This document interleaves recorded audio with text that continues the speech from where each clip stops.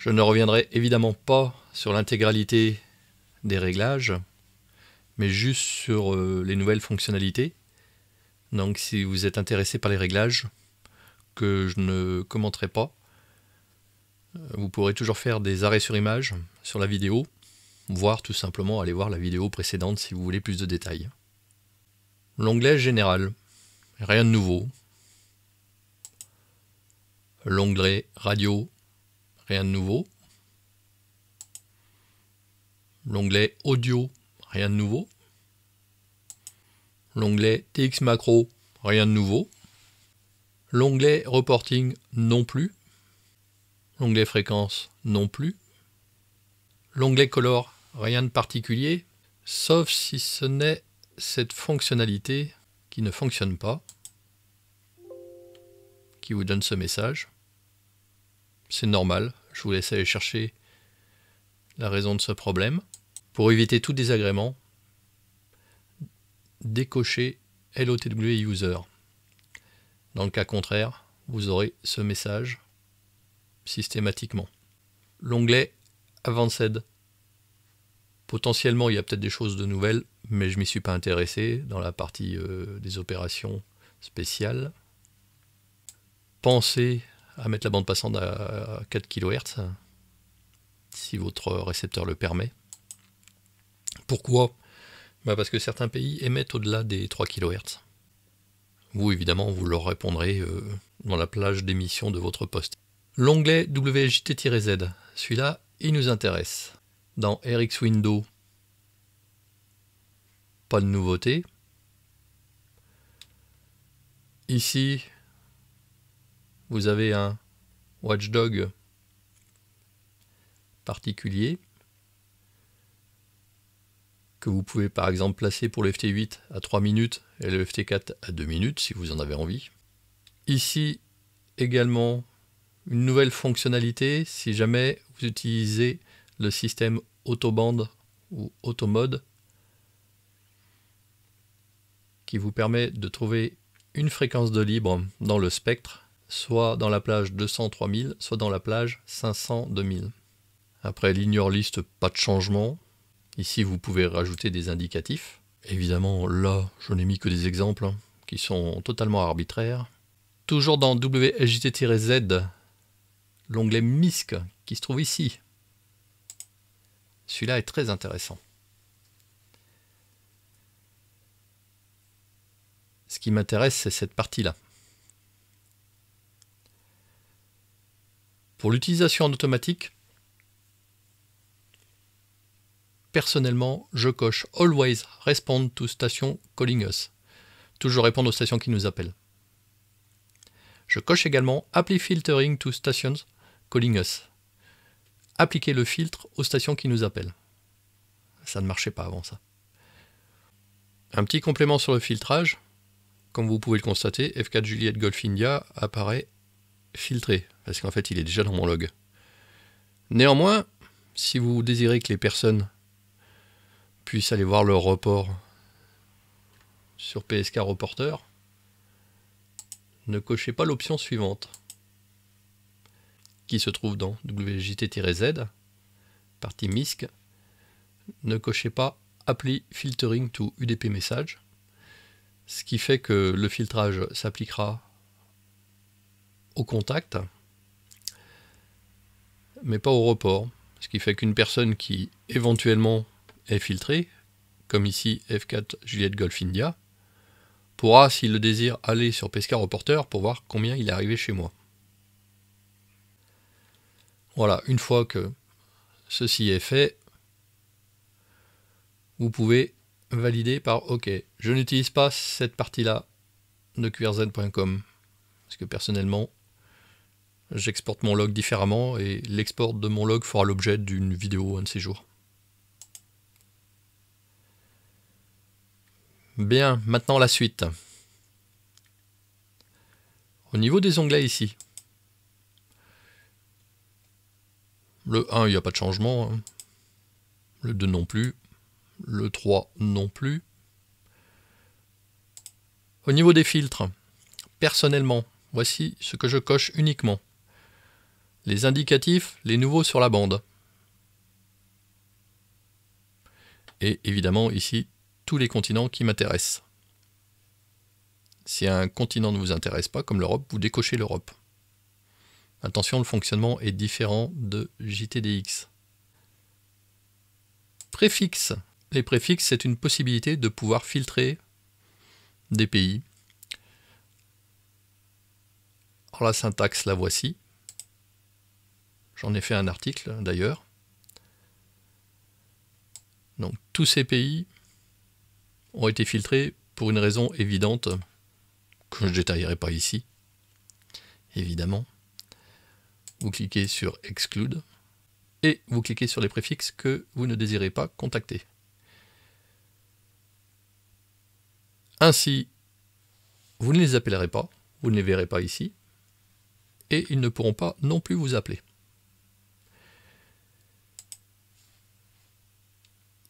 Ici, une option qui est assez pratique pour éviter que votre système appelle les CQNA, CQAS, CQJA, etc., qui correspondent en fait à des appels auxquels on ne devrait pas répondre. La liste n'est pas exhaustive, il se peut que j'en ai oublié, mais celle-ci en tout cas avec NA, AS, JA, YB, VK, US, CERT, ça fait le job. Ne me demandez pas à quoi correspond CERT, je n'en sais strictement rien. Je l'ai vu passer, donc je me suis dit CQ, CERT, ce n'est pas pour moi, je suppose. Si certains savent à quoi ça correspond, vous pouvez les mettre dans le commentaire de la vidéo. Un autre bouton, ici, qui a été ajouté, très sympathique. Lorsque vous arrivez sur une bande, généralement vous avez envie de les mettre à un endroit où il n'y a personne. Eh bien, cliquez sur Auto, regardez le crochet rouge qui va vers le bas, et vous allez voir que quand je clique sur Auto, il se déplace à un endroit qui est libre. Je reclique sur Auto, il va chercher un autre endroit libre. Encore une fois. Bon, c'est libre, mais bon, mauvais exemple. Encore une fois, là, c'est libre. Évidemment, vous pouvez continuer à sélectionner vos fréquences manuellement. C'est-à-dire en cliquant gauche avec la souris, au niveau de la réglette, voilà. Un seul clic gauche, et vous changez de fréquence d'émission. Toujours la possibilité de bloquer la fréquence d'émission, donc. Comme vous le savez, en ce qui me concerne, je ne bloque pas forcément la fréquence d'émission, mais je ne les mets pas sur la fréquence de l'appelant. Comment je réalise cela? C'est simple, ce n'est pas au niveau du logiciel que je le fais, c'est au niveau de l'émetteur. J'utilise le deuxième VFO, comme vous pouvez le voir sur l'image. Faites attention à ce paramètre également, qu'il ne faut absolument pas voir en rouge. Si jamais il est en rouge, et que vous êtes en autocall,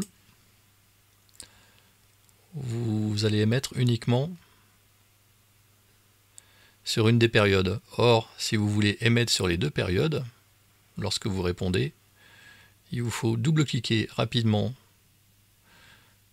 dans la coche, comme ça. Voilà. Ainsi, la case n'est plus rouge, et là, lorsque vous allez avoir des stations qui apparaissent ici, quelle que soit la période de cette station, WSJT-Z va répondre. Onglet State, pas de changement. L'onglet Ignore, donc là vous retrouvez vos indicatifs qui sont en Ignore List permanente. Et ici vous avez la possibilité de cocher l'auto-ignore. Lorsque vous appelez une station et qu'elle ne vous répond pas, vous pouvez la mettre en auto-ignore pendant un certain laps de temps, déterminé dans l'onglet Settings. Ici. Néanmoins, actuellement, le problème, c'est que si vous faites ça, et que la personne, par la suite, constate qu'elle ne vous a pas répondu et qu'elle veut vous appeler, et votre système ne lui répondra pas. Et vous raterez ainsi un contact. Donc je vous déconseille d'utiliser cette fonctionnalité auto-ignore. L'onglet alerte.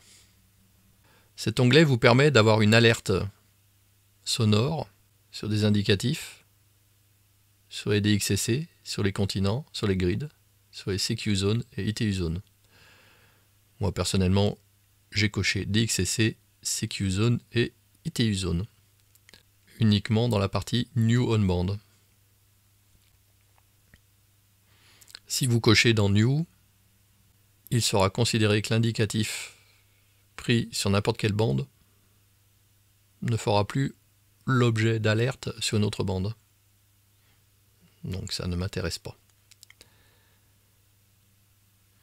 Actuellement dans le logiciel,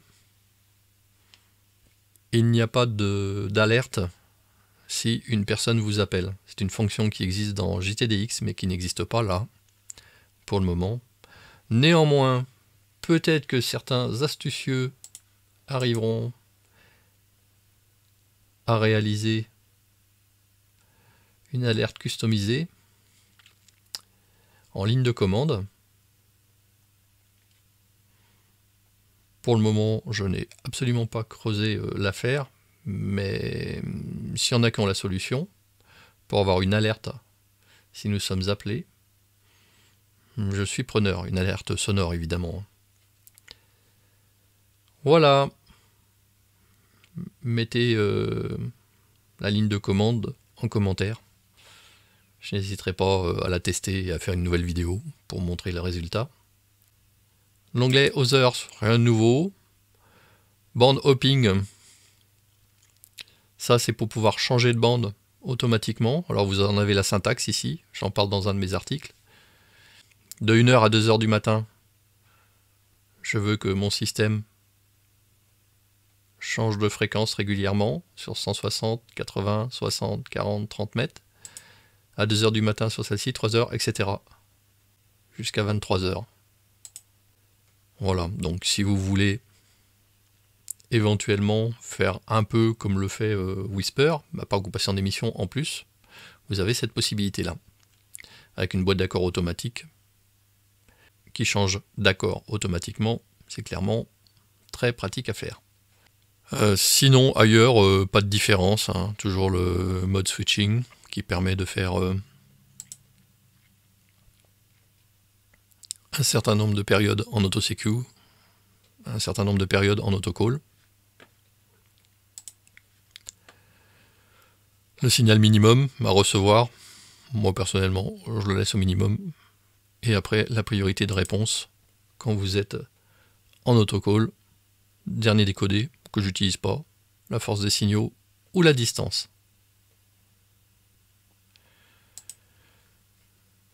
Voilà. Donc là, par exemple, je suis en autocall. J'ai sélectionné la force des signaux. Le plus fort, c'était G3 Yankee Uniform Echo. Donc mon système l'appelle. Actuellement, le contact se fait avec 10 watts. Je vous déconseille d'utiliser plus d'un tiers de la puissance de votre émetteur, soit 30 watts pour la majorité des émetteurs.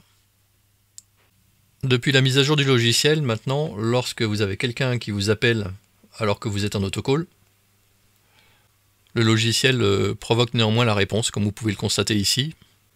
Ici, j'étais en train d'appeler A91 Whiskey Tango India Sierra. Et à cet instant, Yankee Bravo 3 Charlie Oscar Yankee m'appelle et je lui ai bien répondu. Donc cette fonctionnalité n'existait pas avant. Vous n'avez donc plus la nécessité, si vous le désirez évidemment, de passer de l'autocall à l'autosécu à l'aide du mode switching qui se trouve ici. Vous pouvez, si vous le désirez, rester uniquement en autocall. Les gens qui vous appelleront, manifestement, auront une réponse. Au niveau de l'organisation des fenêtres, comme vous pouvez le constater, personnellement, moi j'aime bien la fenêtre du spectre en bas, qui monte jusqu'à 4 kHz, vu que mon récepteur va jusqu'à 4 kHz. Pour cela, vous avez l'onglet Contrôle, que je vais vous montrer. Donc voici ma configuration. Bin Pixel 3, start 0 Hz, N average 4, flatten, spec 0% ici, smooth 1, voilà. Je suis en position également sunburst et linear average.